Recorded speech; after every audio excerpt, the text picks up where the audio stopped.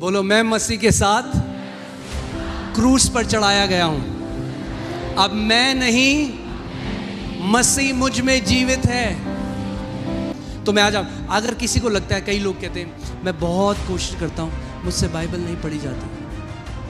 आपसे नहीं पढ़ी जाती ना, कोई बात नहीं। अब मसीह जो आपके अंदर रहता है उसके द्वारा उसको अलाउ करें, वो पढ़ेगा बाइबल आपके द्वारा। प्रार्थना नहीं कर सकते? बोलो, प्रार्थना नहीं करी जाती। बोलो बोलो, मैं प्रार्थना नहीं कर सकता। अरे बोलो, मगर जो मसीह मेरे अंदर रहता है वो बहुत प्रार्थना कर सकता है। लोगों की पूरी जो वॉक है ना, ये मसीह में आने के बाद वो स्वर्ग की जगह फिक्स करना चाह रहे हैं पूरा, rather than receiving this love from the heavenly Father and enjoying a beautiful intimacy with him.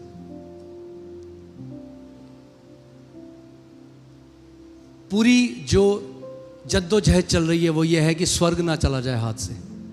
अरे जिसने अपने निज पुत्र को ना रख छोड़ा। Can you put Romans 8:34? मेरे से अच्छा एक बात बताओ, स्वर्ग बड़ा है या यीशु मसीह?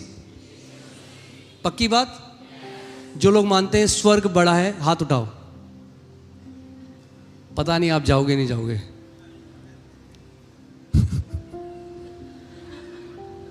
जो लोग मानते हैं यीशु मसीह बड़ा है हाथ दिखाओ। Okay, sorry, put 32।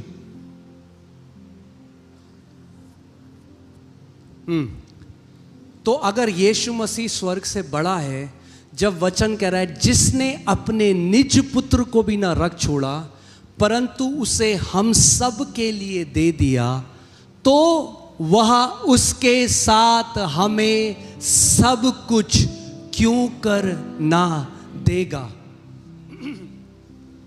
जब परमेश्वर ने अपने पुत्र को ना रख छोड़ा, कई लोग आज सिखाते हैं परमेश्वर आपकी चंगाई रोक रहा है, God is with holding healing. और really why? He gave you Jesus but he won't heal you. God is, when he did not withheld his son, जब उसने अपने निजी पुत्र को ना रख छोड़ा मगर उसे आपकी और मेरे लिए सेत मेत में दे दिया, तो बोलो उसके साथ तो वो हमें सब कुछ क्यों ना देगा। When you received Jesus, you received life, you received eternity, you received healing, you received every blessing. Because our greatest blessing, हमारी सबसे बड़ी blessing एक बड़ी कार, एक बड़ी मिनिस्ट्री, एक बड़ा घर और रुपए और धन दौलत नहीं है। This is a very tiny part of the blessing. Our biggest blessing is Christ Jesus himself. स्वयं मसीह यीशु हमारी सबसे बड़ी blessing है।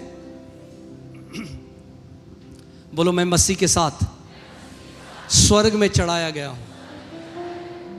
सॉरी, क्रूस में चढ़ाया गया। स्वर्ग में भी चढ़ाए गए हो, थियोलॉजिकली सही है।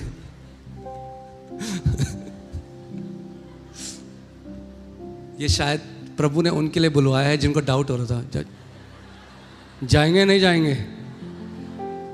बोलो, मैं मसीह के साथ क्रूस पर चढ़ाया गया हूं।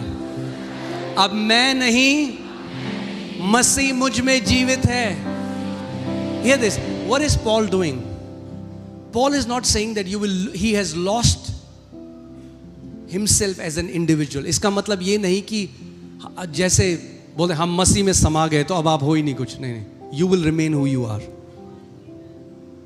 Okay? मगर अब वो क्या कह रहा है? He is disconnecting himself from his ego. He is disconnecting himself from his strengths, from his victories. He's like, it's not about my abilities anymore. It's not about my failures anymore. It's about Christ. It's Christ who lives in me. अब ये मेरी अच्छी चीज़ों के बारे में और मेरी बुरी चीज़ों के, मैंने उससे डिस्कनेक्ट कर दिया अपने आप को। अब मसीह जो मेरे अंदर रहता है, तो मैं आ जाऊँ। अगर किसी को लगता है, कई लोग कहते हैं मैं बहुत कोशिश करता हूँ, मुझसे बाइबल नहीं पढ़ी जाती। आपसे नहीं पढ़ी जाती ना, कोई बात नहीं। अब मसीह जो आपके अंदर रहता है उसके द्वारा उसको अलाउ करें, वो पढ़ेगा बाइबल आपके द्वारा। प्रार्थना नहीं कर सकते? बोलो, प्रार्थना नहीं करी जाती। बोलो बोलो, मैं प्रार्थना नहीं कर सकता। अरे बोलो, मगर जो मसीह मेरे अंदर रहता है वो बहुत प्रार्थना कर सकता है। ओके, देखा एकदम ईगो आ गई थी, हैं ये क्या बोल रहे हैं, मैं पता है मैं कितनी प्रार्थना करता हूं, दिखाऊं अपना फोन।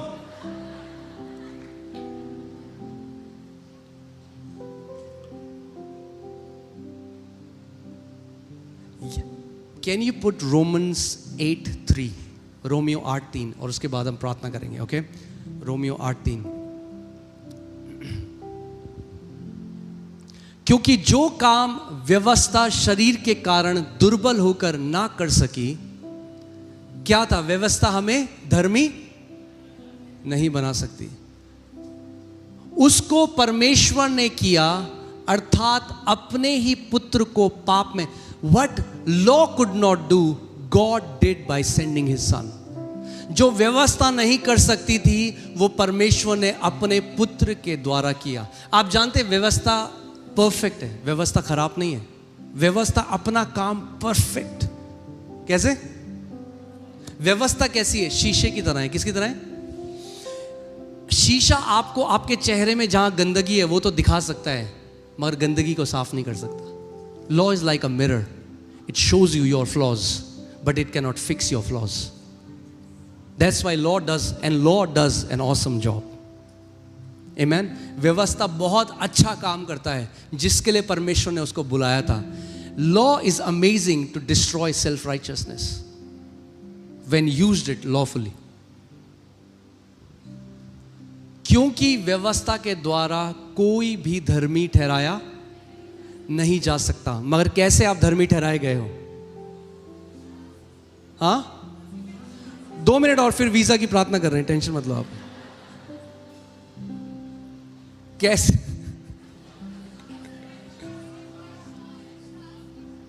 सोचो ये आप मैं आपको एक उदाहरण देता हूं। आप स्वर्ग के दरवाजों के बाहर खड़े हो। कहां खड़े हो? और अंदर से आवाज आती है, मेरे बेटे, मैं क्यों तुझे अंदर आने दूं? तो क्या बोलोगे आप? क्यों? प्रभु जी, मैं हर संडे चर्च जाता था, मैं राजमा चावल भी बांटता था, मैंने कुर्सियां भी साफ करी, मैंने दशवांश मिस नहीं किया कभी। प्रभु जी, मैंने ये किया, मैंने वो किया, मैंने ये किया, मैंने वो किया,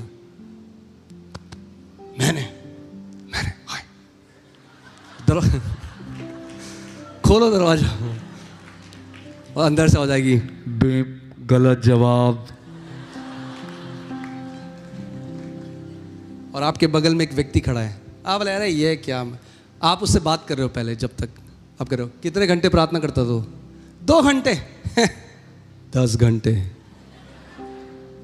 फिर उसके लिए सवाल आएगा, वो कहेगा प्रभु, क्योंकि मैंने आपके पुत्र प्रभु यीशु मसीह पर विश्वास किया, and the gates will be wide open.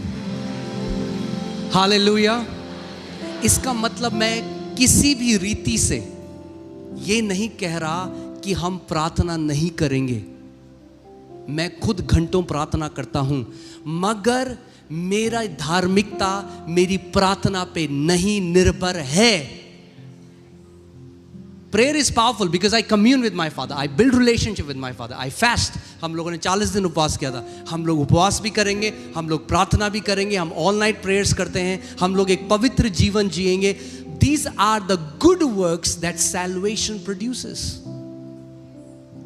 But we will not depend on our good works.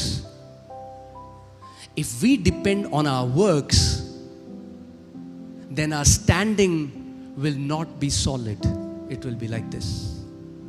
जिस दिन करी 8 घंटे प्रार्थना, आप कहोगे प्रभु जी आना जरा बात करनी है उससे। और जिस दिन आपने मिस कर दी प्रेयर, अब बस अभी आ रहा हूं जैसे आदम ने किया, वो छुप गया। मगर अगर हमारी धार्मिकता प्रभु यीशु मसीह के बलिदान पर है तो वो अटल है। Hallelujah. Your standing is not dependent on your works, it's dependent on what Christ Jesus has done on the cross. Amen. हम लोग घंटों प्रार्थना करने वाली कलीसिया हैं और रहेंगे और बढ़ते रहेंगे। आमीन।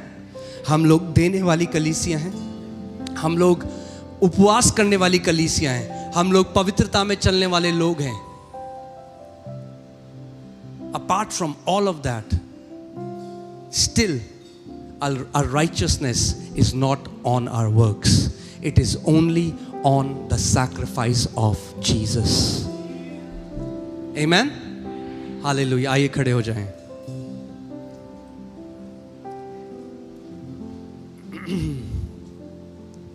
ओके, लास्ट वर्स बच गया है, पर खड़े रहें आप, क्योंकि मैं भी खड़ा हूं इतनी देर से। See, that's what many people believe, that in the end, when Jesus comes back, He will scan your life.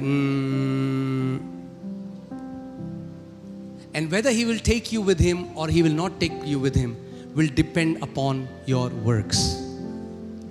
कि अंत में परमेश्वर आपके कर्मों को देखेगा कि तुझे मैं लेके जाऊंगा या नहीं। और जब हम ऐसा मानते हैं, हम क्रूस को क्या कर देते हैं? नलिफाई कर देते हैं।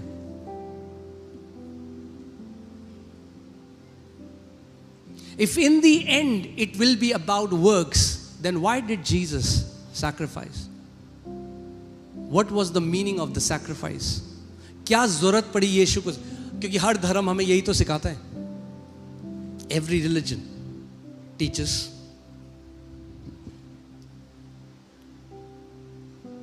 आप जानते हैं परमेश्वर का स्टैंडर्ड क्या है?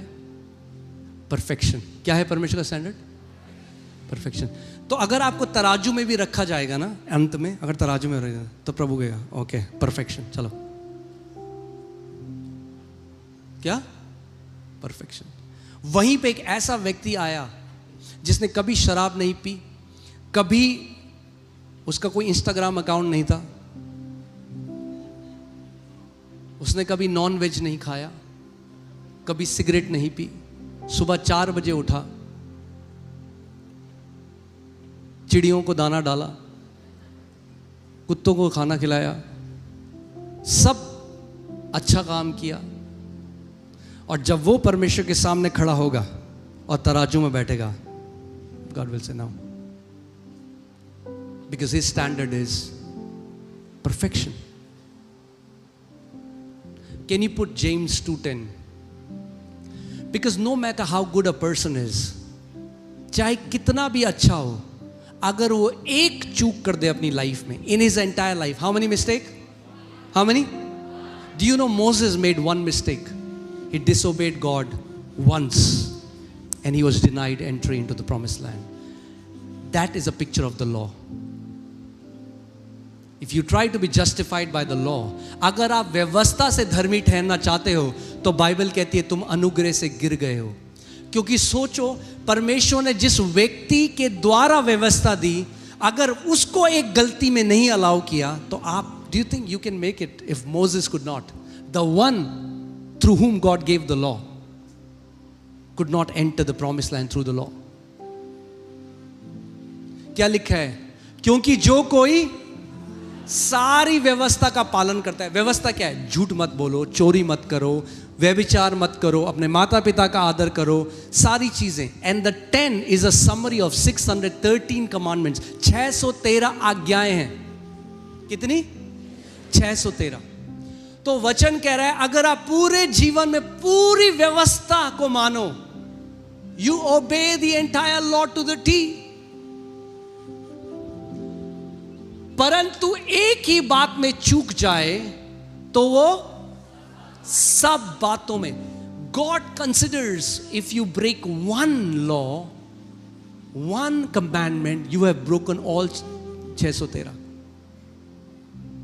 अगर एक भी चूक हो जाए व्यवस्था में, तो 613 आज्ञाएं आपने तोड़ दी।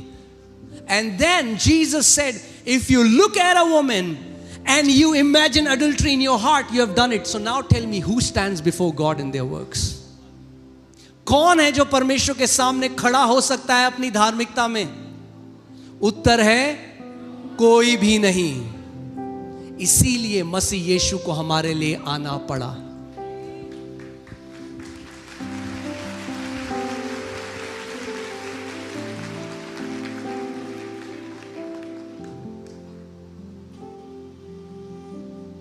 That's why there's so much confusion in the church from the gospel. We have gone back.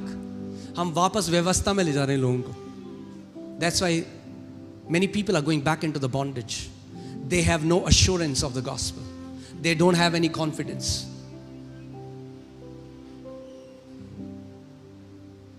That's why when you say Jesus Christ is coming back, half of the church gets afraid.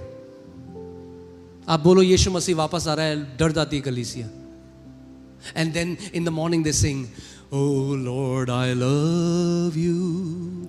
Jesus, I love you. Jesus is coming. Ah!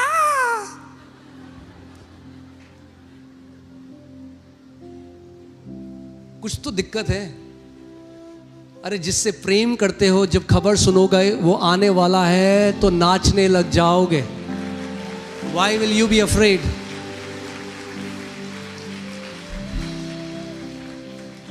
If, let me say, I'm about to say something very radical, okay? I know, बहुत प्यार मिलेगा मुझे इसके बाद. If you hear about the coming of Jesus and you get afraid, that means your eschatology or your understanding of the end times is messed up. The Spirit and the bride say, Come, Lord. Not so soon, Lord. Come, Lord. अगर यीशु के आने की जो खबर है वो आपको डरा देती है, तो आपकी जो समझ है उसके आने की वो खराब है.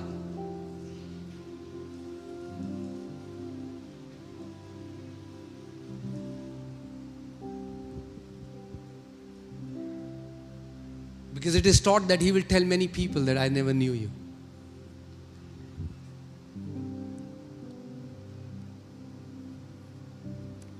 आप में से कितने लोग मसीह के साथ स्वर्गीय स्थानों पे बैठे हुए हैं? Show me your hand if you really mean it. आप में से कितने लोग पवित्र आत्मा का मंदिर हैं? आप में से कितने लोग मसीह के साथ एक हैं? You know, the 1 Corinthians 6:17 says, He who is joined to the Lord is one spirit with him. आप में से कितनी लोग उसकी बॉडी हैं, उसका देह हैं? आप में से कितने लोग उसकी भेड़ हैं?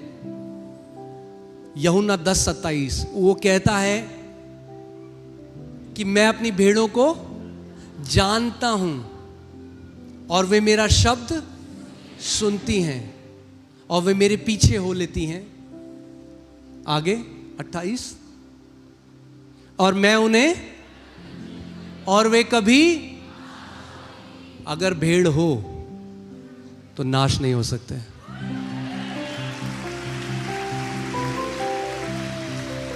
The problem is we don't believe the Bible as it is. We add. We have our own interpretations. I give them eternal life. They will never perish. I know my sheep. The problem is we have made theology out of parables. Jesus will say, I never knew you. कितने लोग माँ बाप हैं यहाँ पे? I know मैंने पहले बताया मगर फिर से आपको सिखाना ज़रूरी है.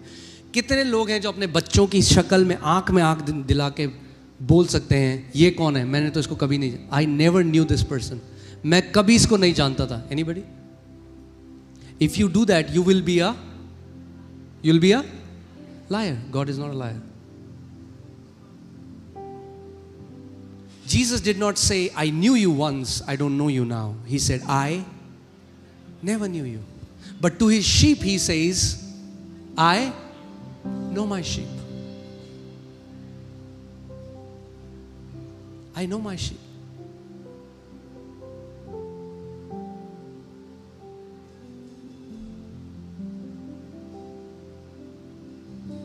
The mixture in the gospel has taken boldness away from so many believers. सोचो आप मसीह के साथ स्वर्गीय स्थानों में बैठे हुए हो. कहां बैठे हुए हो? तो आप मसीह के साथ बैठे हुए स्वर्गीय स्थानों में. थोड़े टाइम बाद मसीह आपकी तरफ देता, और ये कौन है? कौन है ये? मैं तो नहीं पहचानता. कैसे आया भाई तू यहां पे? बता. Some of the things we believe are so foolish because we don't know the gospel.